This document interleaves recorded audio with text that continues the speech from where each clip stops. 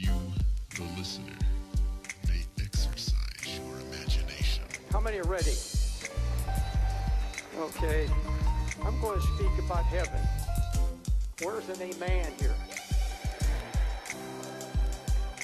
I'm looking for a tour, the ultimate Sabbath day, where the former order of things of this planet have passed away. Beyond this physical realm awaits a whole new world, with a city of 12 gates made from one huge pearl, where everyone looks young, speaking one new tongue, looking glorious, shining like the rays from the sun. The nations will come, waiting to see his glorious face, praising the sun, receiving the reward that awaits. It's not a flight of steps ascending for miles up in the clouds, greeted by babies with wings, plucking on strings. It's not a line of people waiting to get in the gate either. No St. Peter is not the gatekeeper. Since the fall of Adam, life is savage and time flies. Hard to fathom, but try to imagine in your mind's eye a place where division and contention are never mentioned. A new dimension where fellowshipping is never ending. The thought of dying never enters our minds. We'll be forever in our prime. In heaven there is no time, but for now we're in this makeshift home. So creation groans until he returns and takes us home to heaven. In a world gone frantic, I stand as a Messianic. Can't stand it, this planet isn't my home. But I long for Mount Zion and Nova Yerushalayim when I'm by him in the Shamayim of gold. The redeemed sons and daughters will drink of the living water from the Father and the Lamb on the throne.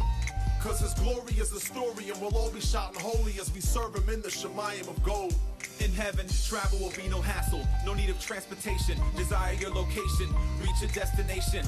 On this side, the laws of physics apply, but in heaven, these laws we're no longer limited by. Our bodies will be glorified with heightened senses and physical feelings. Still we'll be able to somehow walk through literal buildings. No need for moons, cause there will be no nighttime. No need for no sun, God's glory will make the light shine. Transparent roads made of pure gold, a rushing river of living water as clear as crystal flows from the throne. You and Messiah privately walking beside the quiet streams, enjoying the sounds. In the background, angelic choirs sing a heavenly melody, impossible audible notes. Lyrics so wonderful, for now it's unlawful to quote.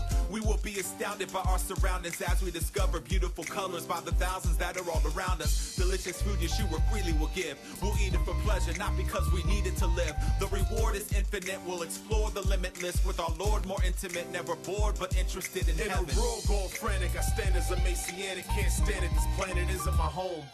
But I long for Mount Zion and Nova Yerushalayim when I'm by him in the Shamayim of gold. The redeemed sons and daughters will drink of the living water from the Father and the Lamb on the throne. Cause his glory is the story, and we'll all be shouting holy as we serve him in the Shamayim of gold.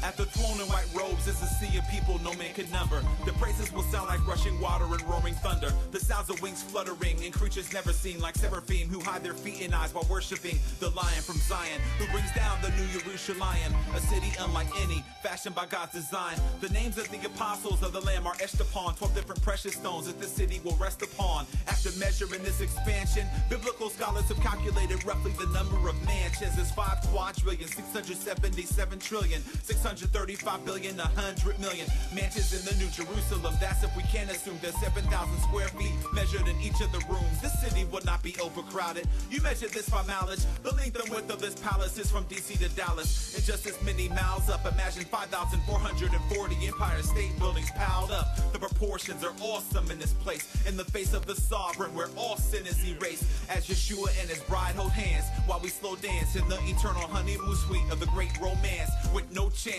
of falling ever again. We will be his people, and God will dwell forever with men in heaven. In a world gone frantic, I stand as a Messianic. Can't stand it, this planet isn't my home. But I long for Mount Zion and Nova Yerushalayim when I'm by him in the Shamayim of gold. The redeemed sons and daughters will drink of the living water from the Father and the Lamb on the throne. Cause his glory is the story, and we'll all be shouting holy as we serve him in the Shamayim of gold. I can't help believing in closing that there's going to be a victory march in glory. And in the front of that march, coming in to that eternal city, into that new world, will be these multitudes of children. And all these little orphans and all the others know that they now have a father. And they begin to shout, what a sound that will be. What a heavenly sound to all the voice of these children. I believe that in that march, then come the martyrs. All of those who cried justice are now crying, holy, holy.